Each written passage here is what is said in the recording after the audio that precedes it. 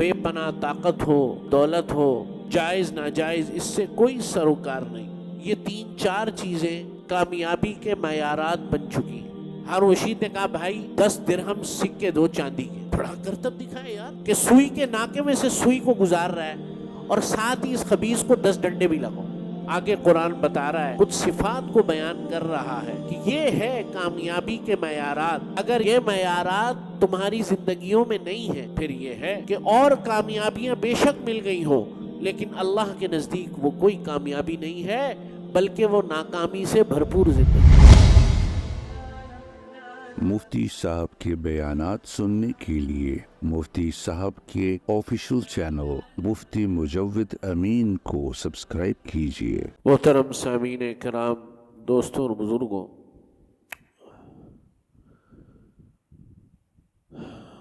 آج ہمارے تصورات کے اندر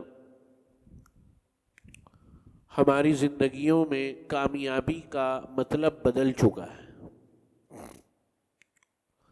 کامیابی کی ڈیفینیشن، کامیابی کی تعریف، کامیابی کے اصول، کامیابی کی اساسیات،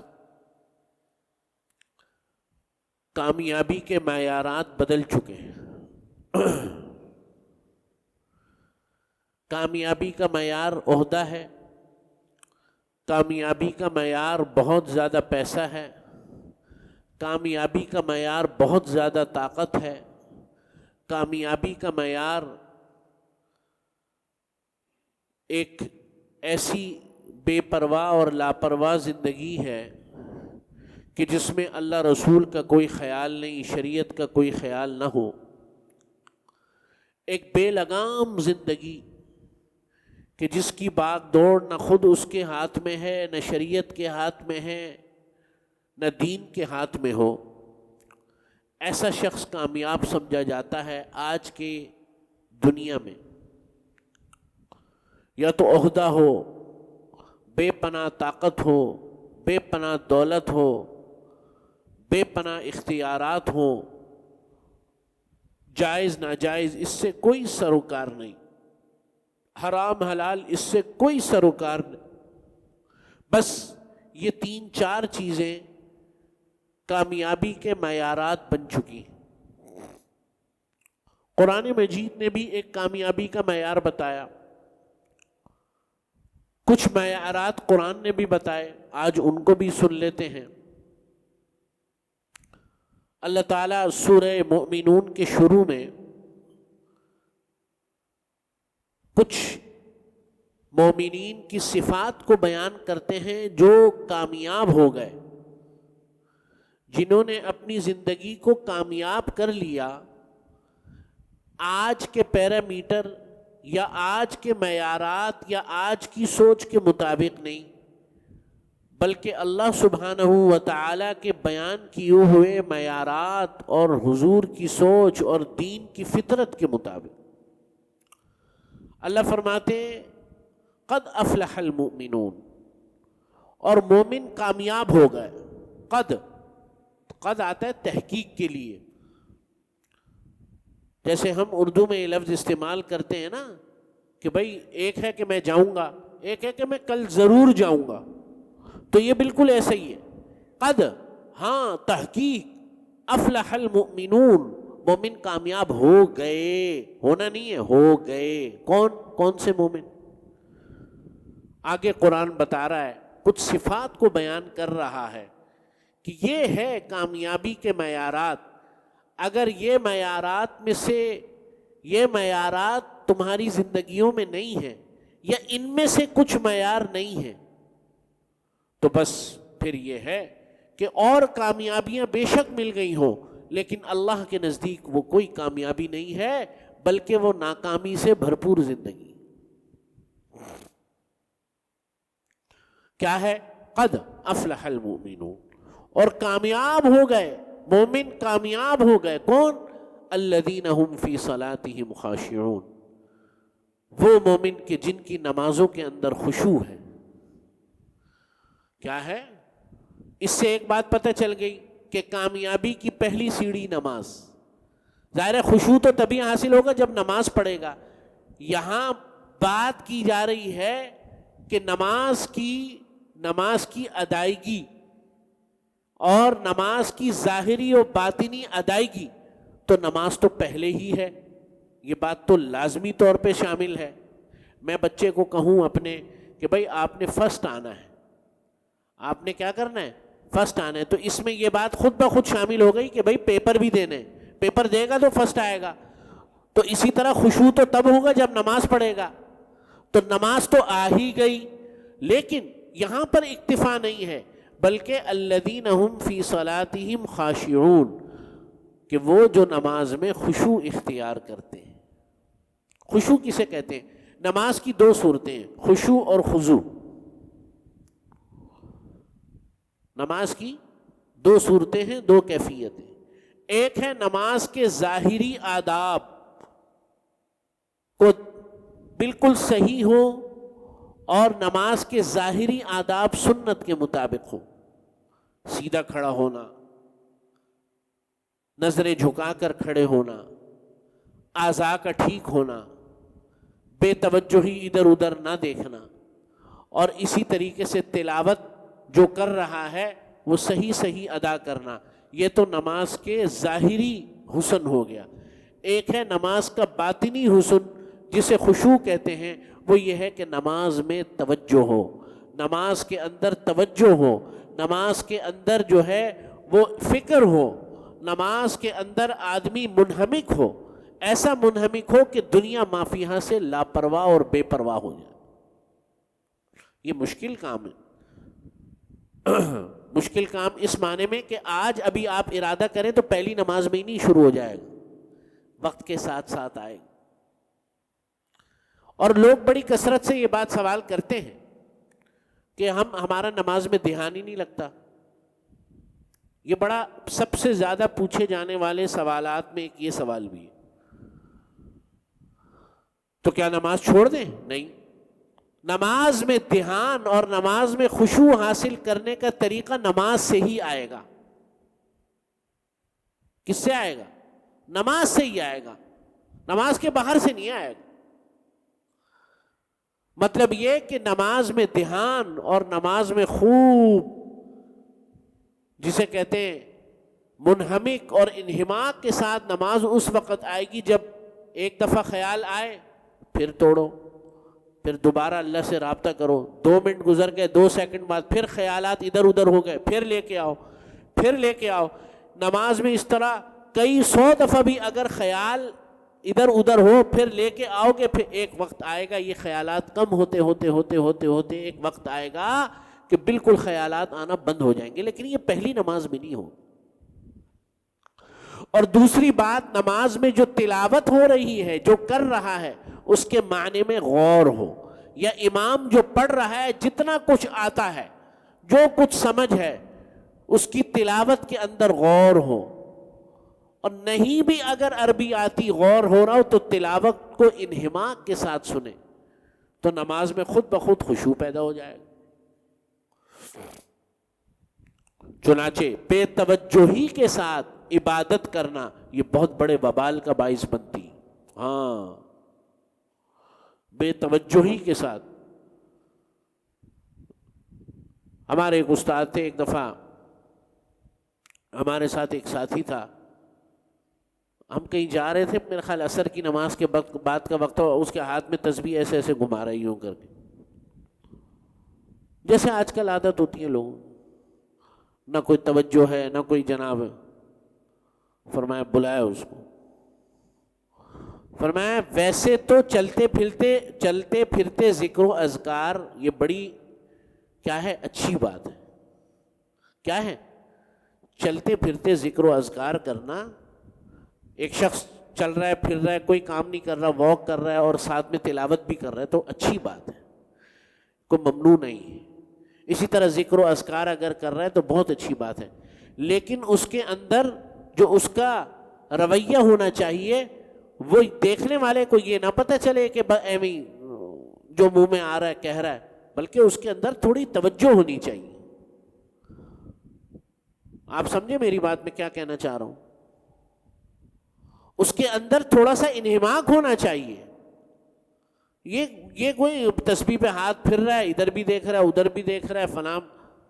بھائی جب کوئی ضروری نہیں ہے, جب کسی سے بات کرنی ہو تو بات کر لو, اور جب ذکر میں مشغول ہو جائے تو اب ذکر میں مشغول ہو جائے, پھر بات کر لے, پھر کوئی کام کر لے. جب کام سے ہٹ جائے تو پھر جو ہے اپنے ذکر و اذکار میں تلاوت میں مشغول ہو جائے, یہ منع نہیں ہے. لیکن جب کسی عمل میں مشغول ہو تو اس عمل کے اندر اس کی توجہ ہونی چاہیے. آپ کسی بادشاہ کے, کسی افسر کے, کسی ایس پی کے, ڈی ایس پی کے, آئی جی کے کمرے میں جائیں اور جناب آپ اس سے میٹنگ کے لیے جائیں, فون بھی سن رہے ہوں, باتیں بھی کر رہے ہوں, اور جناب ادھر ادھر بھی دیکھ رہے ہوں, تو وہ بولے گا بھائی آپ میرے پاس ٹائم لے کر آئے, تو وہ برا نہیں منائے گا. تو جب آدمی اللہ کے دربار میں حاضر ہو اور یہ بے توجہی کا عمل ہو تو یہ بڑی نامناسب بات. تو فرمایا قد افلح المؤمنون الذین هم فی صلاتهم خاشعون, کہ جن کی نمازوں کے اندر خشوع ہو, توجہ. نماز کہہ کر یہاں تمام دینی امور مراد ہیں, ذکر و اذکار بھی مراد ہے, تلاوت بھی مراد ہے, اور تعلیم و تعلم بھی مراد ہے. اگر آدمی دعوت و تبلیغ میں مشغول ہے وہ بھی مراد ہے. تمام نیک اعمال کے اندر خشوع اور نیت کا صحیح ہونا اور توجہ کا برقرار رکھنا ضروری ہے.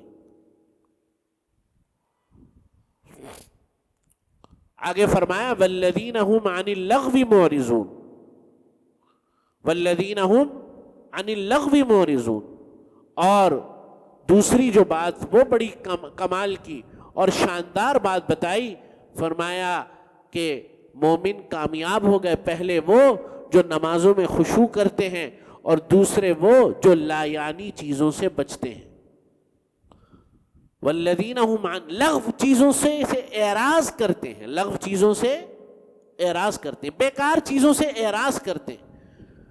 مومن کی صفت یہ ہے, آپ صلی اللہ علیہ وسلم نے من حسن الاسلام المرء ترکہ ما لا یعنی, آدمی کے اسلام کا حسن یہ ہے کہ وہ لا یعنی چیزوں کو چھوڑ دیتا ہے, بے مقصد چیزوں کو چھوڑ دیتا ہے, بے مقصد توجہات کو چھوڑ دیتا ہے. اس کو بس ایک دھن ہوتی ہے کہ میرا وقت کسی طرح قیمتی بن جائے, میرا وقت کسی طریقے سے کارآمد بن جائے. والذین هم عن اللغو معرضون, لغو چیزوں سے پرہیز کرتا, لغو چیزوں میں, بیکار وقت کا ایسے کاموں میں جن کا نہ دین کا فائدہ ہو نہ دنیا کا فائدہ ہو, ایسے امور کے اندر مشغول ہونا یہ بھی لغو ہے. ایسی سوچ یا ایسی چیزوں کے اندر مشغول ہونا جس سے نہ دین کا فائدہ نہ دنیا کا فائدہ, یہ تمام لغویات ہیں اور فضولیات ہیں. امام ابو حنیفہ رحمۃ اللہ علیہ کے حالات میں آتا ہے کہ امام صاحب رحمۃ اللہ علیہ کے پاس ایک شخص آیا, کہنے لگا حضرت ایک سوال کرنا ہے. فرمایا بولو. کہنے لگا میں جب نہر میں نہاتا ہوں تو میں اپنا منہ جو ہے وہ سیدھے ہاتھ کی طرف کروں یا الٹے ہاتھ کی طرف کروں؟ امام صاحب نے فرمایا نہ سیدھے ہاتھ کی طرف کرے نہ الٹے ہاتھ کی طرف, کپڑوں کی طرف منہ کرے, کوئی وہ اٹھا کے نہ لے جائے. سمجھ میں آئی بات؟ بھائی سوال ہے کوئی, بھائی تو سیدھے ہاتھ کی طرف کر یا الٹے, بھائی نہا لے, نہا کے نکل جا. آپ سمجھ رہے ہیں بات؟ تو لغویات اسے کہتے ہیں, نہ دین کا کوئی فائدہ نہ دنیا کا فائدہ, کر رہا ہے بحثم بحثی چل رہی ہے, نہ کوئی دین کا فائدہ نہ کوئی دنیا کا فائدہ. آج کل ہمارے موجودہ ماحول میں سیاسیات کا بحث, اور سیاسیات کی بحث بھی ہو اور معلومات کے بغیر ہو, مطالعے اور علم کے بغیر ہو, وہ تو اور بھی بڑا وبال. یعنی کہ ایک شخص تو یہ ہے نا کہ کسی دو بندے ایسی بات چیت کر رہے ہیں جن کو علم ہے, حالات کا علم ہے, واقعات کا علم ہے, کوئی سوچ و بچار رکھتے ہیں, تو وہ تو چلو یہ ہے کہ ایک بات کرے گا تو دوسرے کے علم میں اضافہ ہوگا, دوسرا بات کرے گا تو پہلے کے علم میں اضافہ ہوگا. آپ سمجھ رہے ہیں بات؟ تو یہ تو چلو اس کو اس معنی میں لے لیتے ہیں, تھوڑے سے اس کو جو ہے گنجائش دے دیتے ہیں کہ بھئی دونوں کا فائدہ ہو جائے. لیکن ایک 99% جو ہمارے لوگ ہیں ان کو تو حالات و واقعات کا 2 ہفتے پہلے کا صحیح طرح نہیں پتا، تو تاریخ کا کیسے پتا ہوگا؟ آپ سمجھ رہے بات؟ پتہ نہیں، میں نے ایک دفعہ پہلے بھی بتایا تھا، وہ ہمارا ایک گروپ ہے پروفیسر حضرات کا، اس کے اندر ایک دفعہ میسج آیا کہ اورنگزیب عالمگیر ہر روز 5000 ہندوؤں کو قتل کرتا تھا. کتنے؟ 5000. اور بھیجا بڑے پڑھے لکھے 21ویں گریڈ کے افسر. میں بڑا حیران ہوا، میں نے کہا یار یہ 5000 بندوں کو اگر قتل کرتا تھا، 50 سال تو اس نے حکومت کی ہے اورنگزیب عالمگیر نے. اصل میں یہ جو موجودہ جو رجیم ہے بھارت کے اندر، آر ایس ایس اور ہندوتوا کی، انہوں نے مغل جو حکومت وہاں گزری ہے ان میں سے بھی سب سے زیادہ اورنگزیب عالمگیر کو رحمت اللہ علیہ کو بہت زیادہ مطعون کیا. یعنی اورنگزیب عالمگیر ماں کی گالی ہے ان کے لیے، ماں کی گالی. سمجھ رہے میری بات؟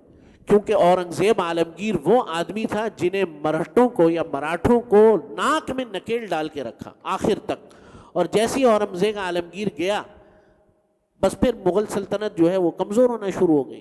اور اورنگزیب عالمگیر صرف بادشاہ نہیں تھا، بہت بڑا مفتی تھا، بہت بڑا عالم تھا. فتاوی عالمگیری فقہ حنفی کی اساسیات کتب میں کوئی مفتی فتاوی عالمگیر کے بغیر دیکھے بغیر فتویٰ نہیں دے سکتا.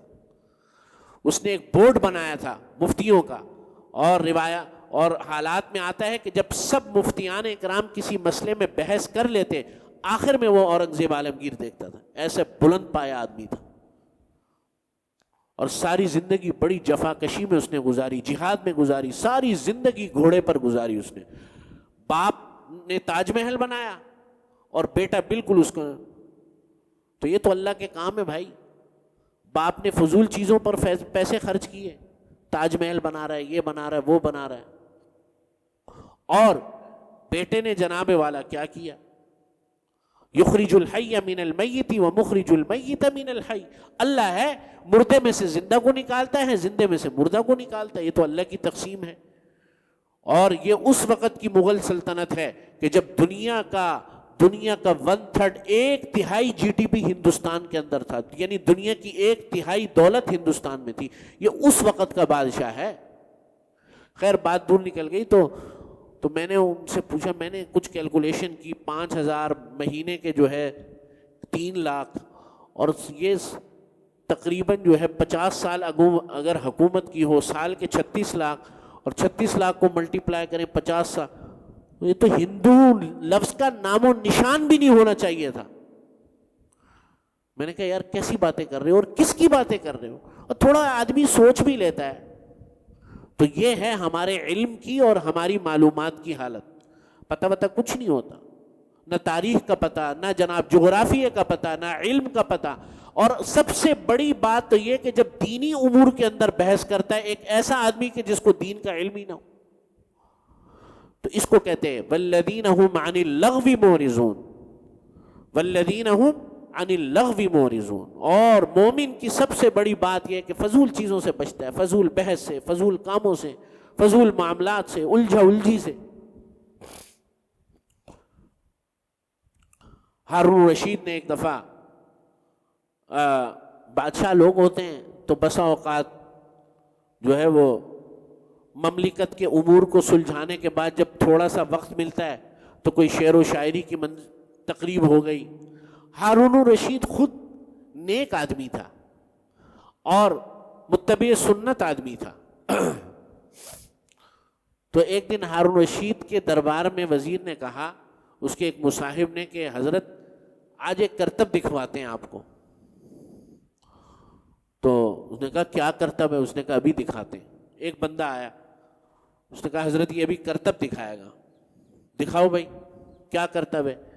تو اس نے میدان کے اندر ایک سوئی جو ہے وہ گاڑی، سوئی جس سے کپڑے سیتے ہیں، اور ایک سوئی اپنے ہاتھ میں لی اور ایسے کر کے پھینکا اور اس سوئی کے ناکے میں سے سوئی کو گزار دیا. ایسا ماہر آدمی. ہارون رشید نے کہا بھائی اس کو جو ہے نا 10 درہم سکے دو چاندی کے. بڑا کرتب دکھائے یار, کیا ریاضت کی ہوگی اس نے, کتنی پریکٹس کی ہوگی کہ سوئی کے ناکے میں سے سوئی کو گزار رہا ہے اور ساتھ ہی اس خبیث کو 10 ڈنڈے بھی لگاؤ.